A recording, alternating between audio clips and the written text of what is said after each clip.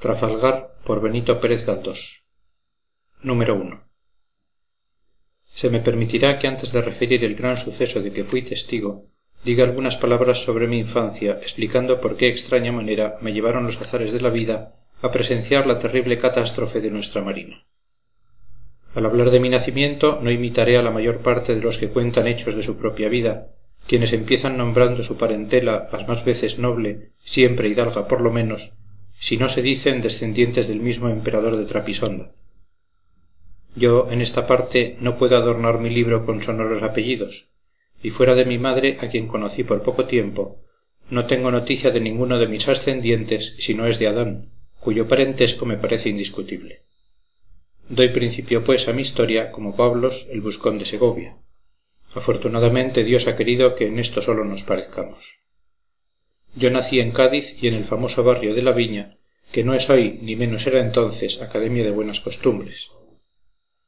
La memoria no me da luz alguna sobre mi persona y mis acciones en la niñez, sino desde la edad de 6 años, y si recuerdo esta fecha es porque la asocio a un suceso naval de que oí hablar entonces, el combate del Cabo de San Vicente, acaecido en 1797. Dirigiendo una mirada hacia lo que fue, con la curiosidad y el interés propios de quien se observa, imagen confusa y borrosa en el cuadro de las cosas pasadas, me veo jugando en la caleta con otros chicos de mi edad poco más o menos. Aquello era para mí la vida entera, más aún, la vida normal de nuestra privilegiada especie, y los que no vivían como yo me parecían seres excepcionales del humano linaje, pues en mi infantil inocencia y desconocimiento del mundo yo tenía la creencia de que el hombre había sido criado para la mar, habiéndole asignado la providencia como supremo ejercicio de su cuerpo la natación y como constante empleo de su espíritu el buscar y coger cangrejos, ya para arrancarles y vender sus estimadas bocas, que llaman de la isla, ya para propia satisfacción y regalo, mezclando así lo agradable con lo útil. La sociedad en que yo me crié era pues de lo más rudo, incipiente y soez que puede imaginarse, hasta tal punto que los chicos de la caleta éramos considerados como más canallas que los que ejercían igual industria y desafiaban con igual brío los elementos en puntales, y por esta diferencia uno y otro bando nos considerábamos rivales, y a veces medíamos nuestras fuerzas en la puerta de tierra con grandes y ruidosas pedreas que manchaban el suelo de heroica sangre. Cuando tuve edad para meterme de cabeza en los negocios por cuenta propia, con objeto de ganar honradamente algunos cuartos, recuerdo que lucí mi travesura en el muelle sirviendo de introductor de embajadores a muchos ingleses que entonces como ahora nos visitaban. El muelle era una escuela ateniense para despabilarse en pocos años, y yo no fui de los alumnos menos aprovechados en aquel vasto ramo del saber humano, así como tampoco dejé de sobresalir en el merodeo de la fruta, para lo cual ofrecía ancho campo a nuestra iniciativa y altas especulaciones la plaza de San Juan de Dios. Pero quiero poner punto en esta parte de mi historia, pues hoy recuerdo con vergüenza tan grande envilecimiento, y doy gracias a Dios de que me librara pronto de él, llevándome por más noble camino. Entre las impresiones que conservo está muy fijo en mi memoria el placer entusiasta que me causaba la vista de los barcos de guerra cuando se fondeaban frente a Cádiz o en San Fernando. Como nunca pude satisfacer mi curiosidad viendo de cerca aquellas formidables máquinas, yo me las representaba de un modo fantástico y absurdo, suponiéndolas llenas de misterios. Afanosos para imitar las grandes cosas de los hombres, los chicos hacíamos también nuestras escuadras con pequeñas naves, rudamente talladas, a las que poníamos velas de papel o trapo, marinándolas con mucha decisión y seriedad en cualquier charco de puntales o la caleta. Para que todo fuera completo, cuando venía algún cuarto a nuestras manos por cualquiera de las vías industriales que nos eran propias, comprábamos pólvora en casa de la tía Coscoja, en la calle del Torno de Santa María, y con este ingrediente hacíamos una completa fiesta naval. Nuestras flotas se lanzaban a tomar viento en océanos de 3 varas de ancho. Disparaban sus piezas de caña, se chocaban remedando sangrientos abordajes en que se batía con gloria su imaginaria tripulación. Cubríalas el humo dejando ver las banderas, hechas con el primer trapo de color encontrado en los basureros, y en tanto nosotros bailábamos de regocijo en la costa al estruendo de la artillería, figurándonos ser las naciones a que correspondían aquellos barcos y creyendo que en el mundo de los hombres y de las cosas grandes las naciones bailarían lo mismo presenciando la victoria de sus queridas escuadras. Los chicos ven todo de un modo singular. Aquella era época de grandes combates navales, pues había uno cada año y alguna escaramuza cada mes. Yo me figuraba que las escuadras se batían unas con otras pura y simplemente porque les daba la gana, o con objeto de probar su valor, como dos guapos que se citan fuera de puertas para darse de navajazos. Me río recordando mis extravagantes ideas respecto a las cosas de aquel tiempo. Oía hablar mucho de Napoleón, ¿y cómo creen ustedes que yo me lo figuraba? Pues nada menos que igual en todo a los contrabandistas que procedentes del campo de Gibraltar se veían en el barrio de la Viña con harta frecuencia. Me lo figuraba caballero en un potro jerezano con su manta, polainas, sombrero de fieltro y el correspondiente trabuco.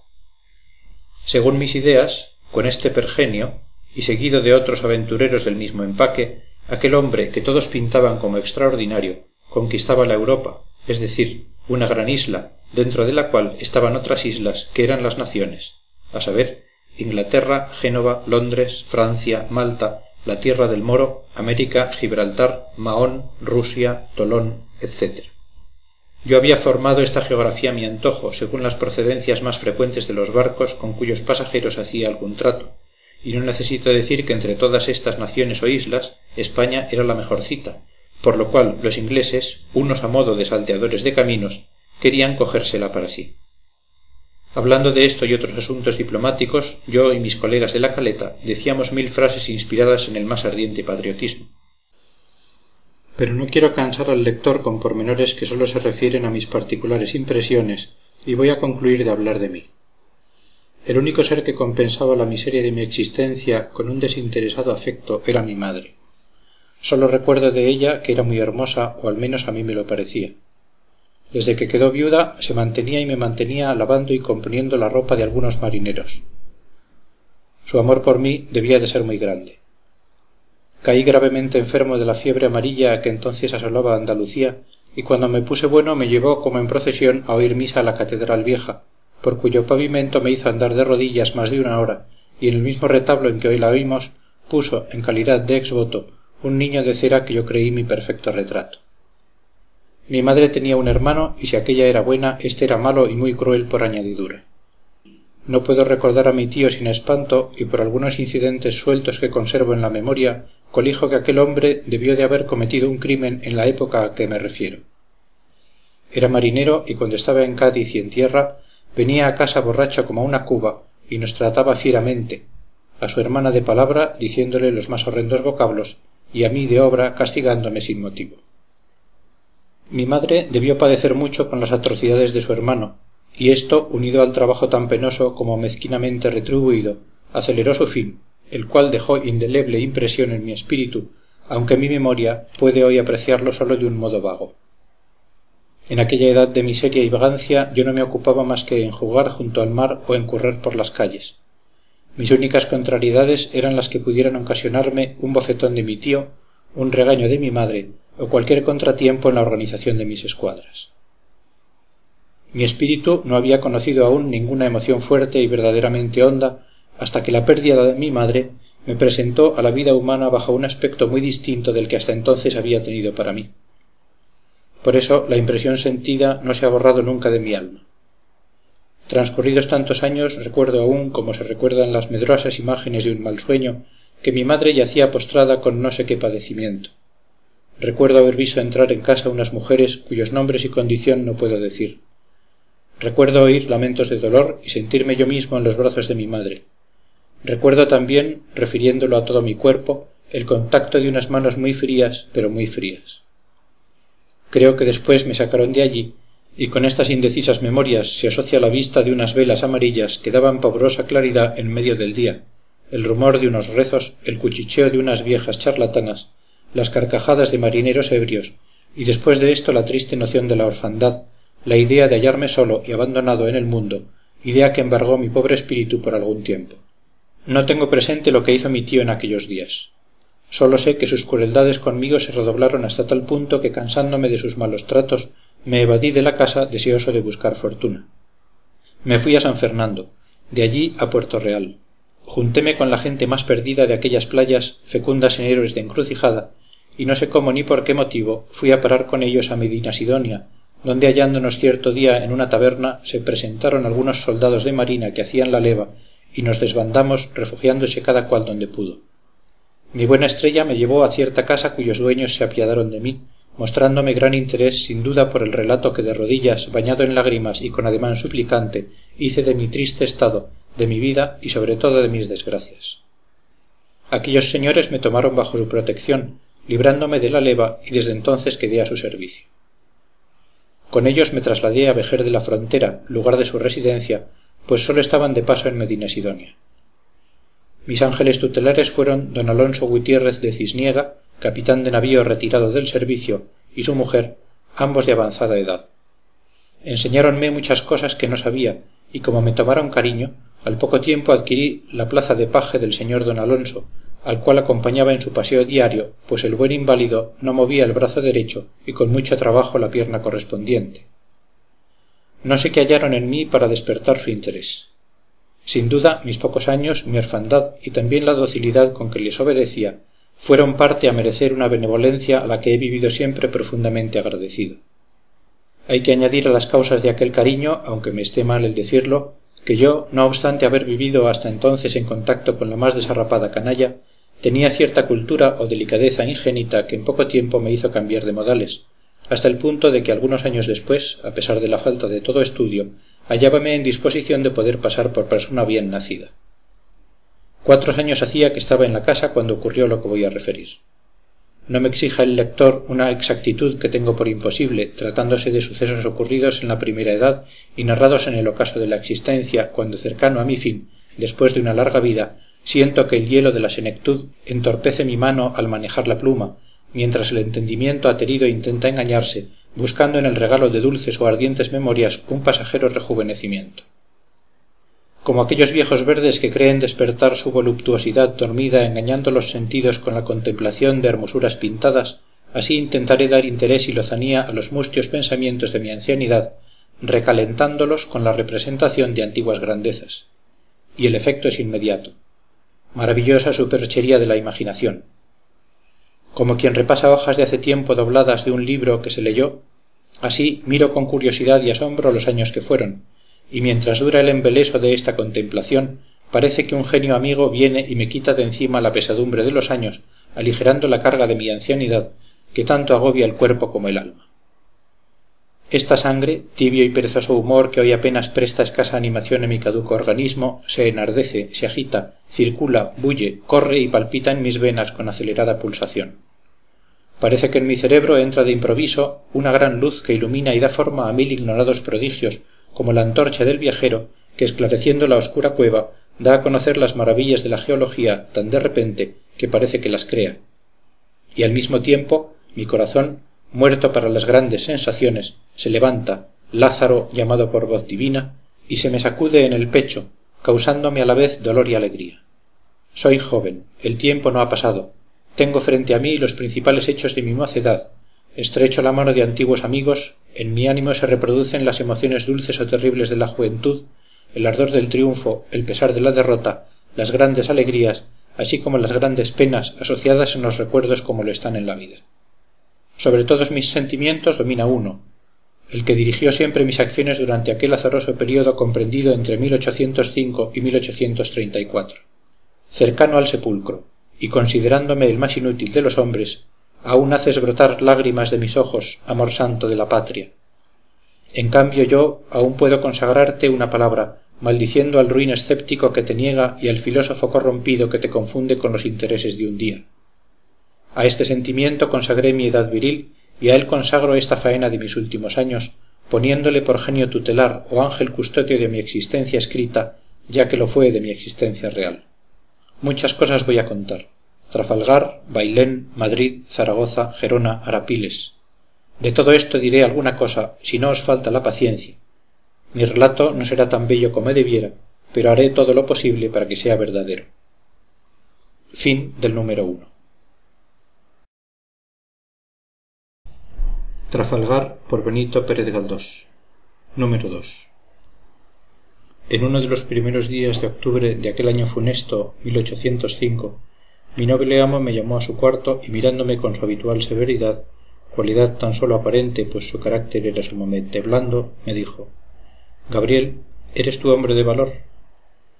No supe al principio qué contestar, porque a decir verdad, en mis 14 años de vida no se me había presentado aún ocasión de asombrar al mundo con ningún hecho heroico, pero el oírme llamar hombre me llenó de orgullo y pareciéndome al mismo tiempo indecoroso negar mi valor ante persona que lo tenía en tan alto grado, contesté con pueril arrogancia: sí, mi amo, soy hombre de valor.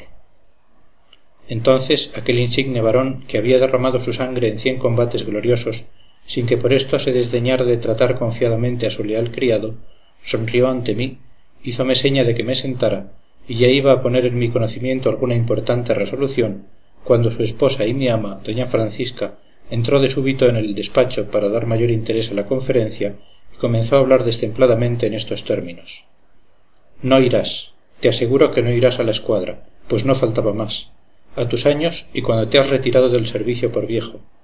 Ay, Alonsito, has llegado a los 70 y ya no estás para fiestas.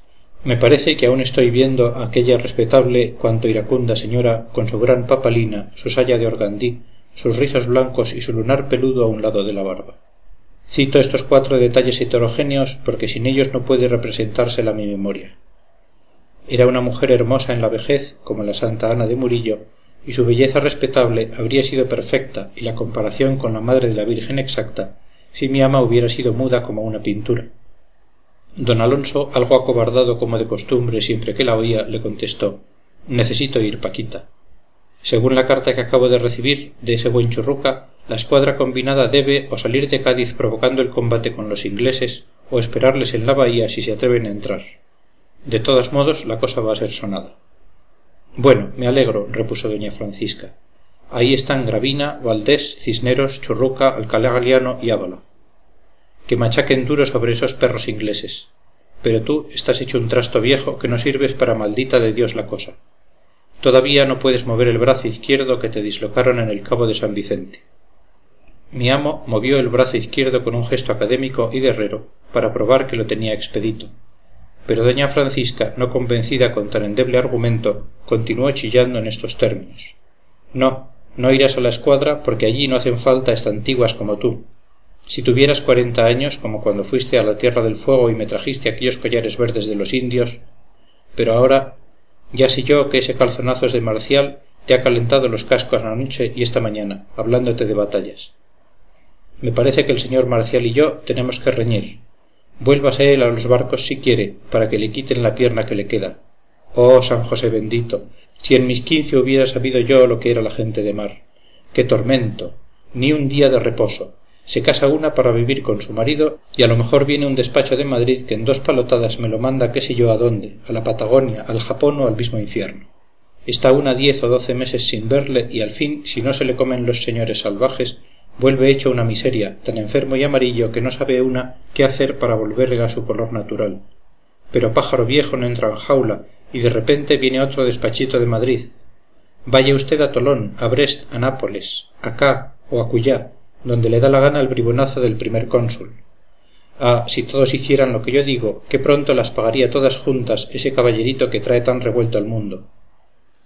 Mi amo miró sonriendo una mala estampa clavada en la pared y que torpemente, iluminada por ignoto artista, representaba al emperador Napoleón, caballero en un corcel verde con el célebre redingote embadurnado de bermellón.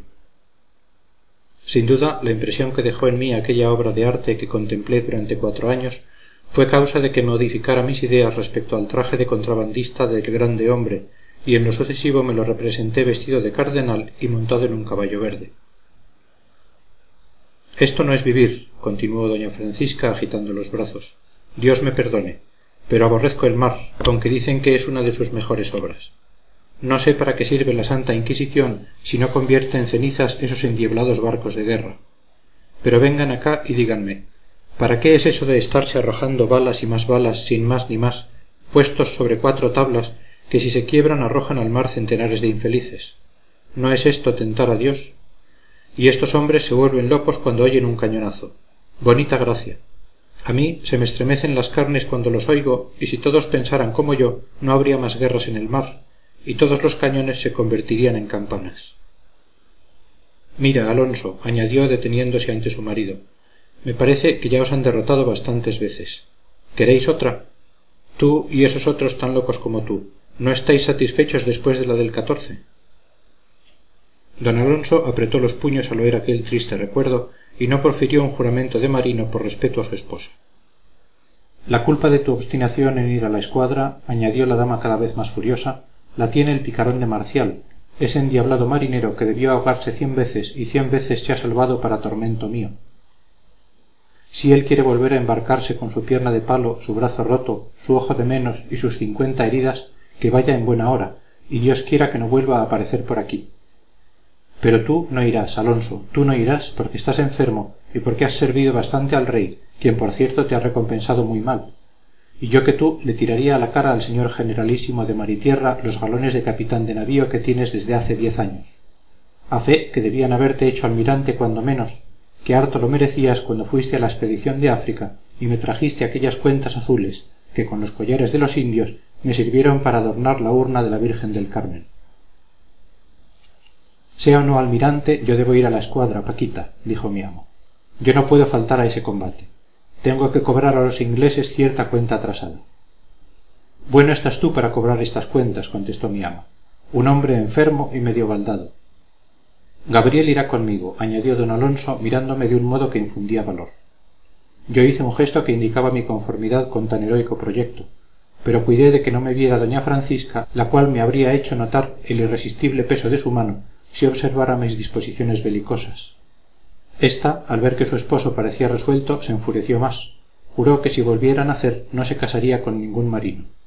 Dijo 1000 pestes del emperador, de nuestro amado rey, del príncipe de la paz, de todos los signatarios del tratado de subsidios, y terminó asegurando al valiente marino que Dios le castigaría por su insensata temeridad. Durante el diálogo que he referido, sin responder de su exactitud, pues sólo me fundo en vagos recuerdos, una tos recia y perruna, resonando en la habitación inmediata, anunciaba que Marcial, el mareante viejo, oía desde muy cerca la ardiente declamación de mi ama, que le había citado bastantes veces con comentarios poco benévolos. Deseoso de tomar parte en la conversación, para lo cual le autorizaba la confianza que tenía en la casa, abrió la puerta y se presentó en el cuarto de mi amo. Antes de pasar adelante, quiero dar de éste algunas noticias, así como de su hidalga consorte, para mejor conocimiento de lo que va a pasar. Fin del número 2.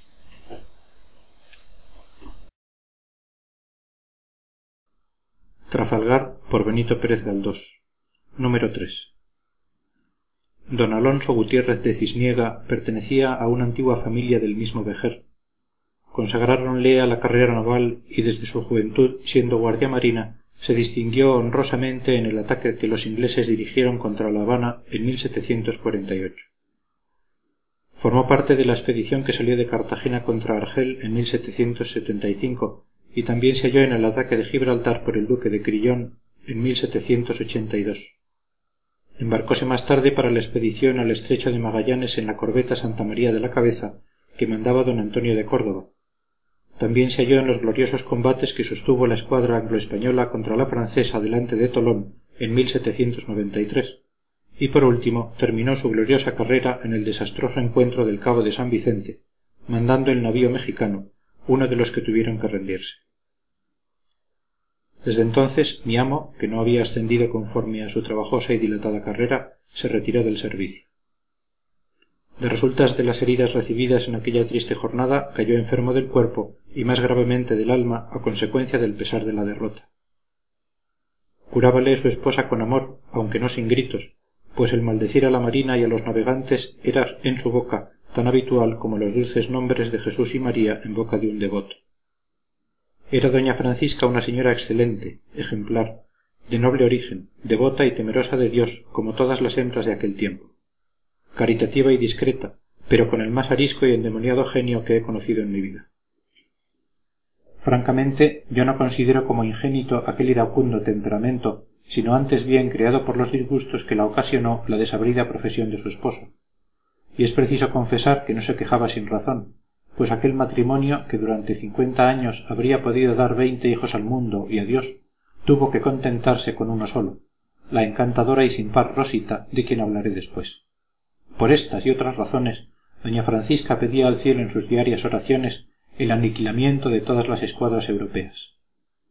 En tanto, el héroe se consumía tristemente en Vejer, viendo sus laureles apolillados y roídos de ratones, y meditaba y discurría a todas horas sobre un tema importante, es decir, que si Córdoba, comandante de nuestra escuadra, hubiera mandado orzar a babor en vez de ordenar la maniobra a estribor, los navíos mexicano, San José, San Nicolás y San Isidro no habrían caído en poder de los ingleses, y el almirante inglés Jerwis habría sido derrotado.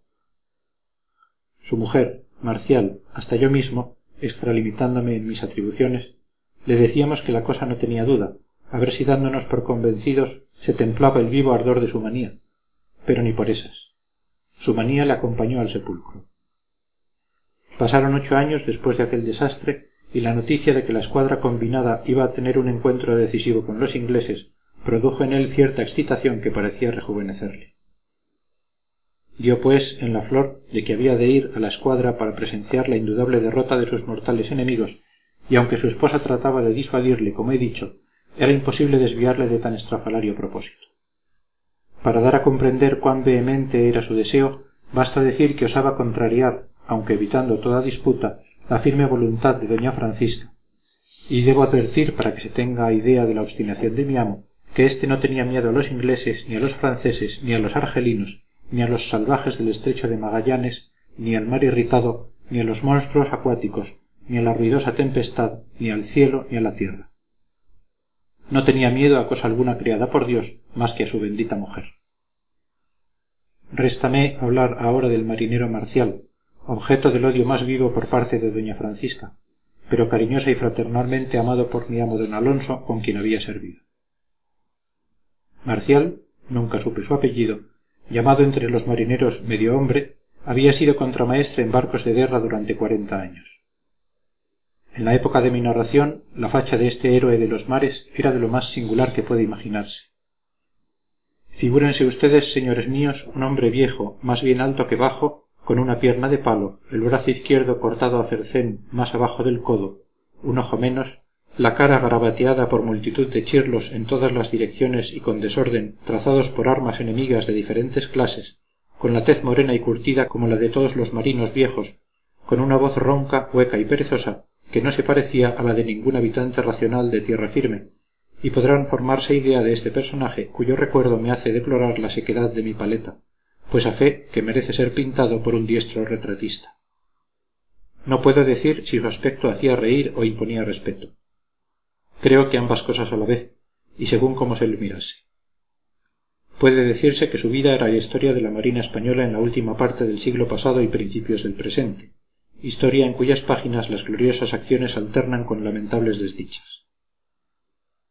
Marcial había navegado en el Conde de Regla, en el San Joaquín, en el Real Carlos, en el Trinidad y en otros heroicos y desgraciados barcos que al parecer derrotados con honra o destruidos con alevosía sumergieron con sus viejas tablas el poderío naval de España. Además de las campañas en que tomó parte con mi amo, medio hombre había asistido a otras muchas, tales como la expedición a la Martinica, la acción de Finisterre y antes el terrible episodio del Estrecho, en la noche del 12 de julio de 1801, y al combate del Cabo de Santa María el 5 de octubre de 1804. A la edad de 66 años se retiró del servicio, mas no por falta de bríos, sino porque ya se hallaba completamente desarbolado y fuera de combate. Él y mi amo eran en tierra dos buenos amigos, y como la hija única del contramaestre se hallase casada con un antiguo criado de la casa, resultando de esta unión un nieto, medio hombre se decidió a echar para siempre el ancla como un viejo pontón inútil para la guerra, y hasta llegó a hacerse la ilusión de que le gustaba la paz. Bastaba verle para comprender que el empleo más difícil que podía darse a aquel resto glorioso de un héroe era el de cuidar chiquillos, y en efecto Marcial no hacía otra cosa que cargar, distraer y dormir a su nieto, para cuya faena le bastaban sus canciones marineras sazonadas con algún juramento propio del oficio. Mas al saber que la escuadra combinada se apercibía para un combate, sintió renacer en su pecho el amortiguado entusiasmo y soñó que se hallaba mandando la marinería en el alcázar de proa del Santísima Trinidad. Como notase en don Alonso iguales síntomas de recrudecimiento, se franqueó con él, y desde entonces pasaban gran parte del día y de la noche comunicándose, así las noticias recibidas como las propias sensaciones, refiriendo hechos pasados, haciendo conjeturas sobre los venideros y soñando despiertos, como dos grumetes que en íntima confidencia calculan el modo de llegar a almirantes. En estas encerronas, que traían a doña Francisca muy alarmada, nació el proyecto de embarcarse en la escuadra para presenciar el próximo combate. Ya saben ustedes la opinión de mi ama y las 1000 picardías que dijo el marinero embaucador. Ya saben que don Alonso insistía en poner en ejecución tan atrevido pensamiento acompañado de su paje, y ahora me resta referir lo que todos dijeron cuando Marcial se presentó a defender la guerra contra el vergonzoso statu quo de doña Francisca. Fin del número 3.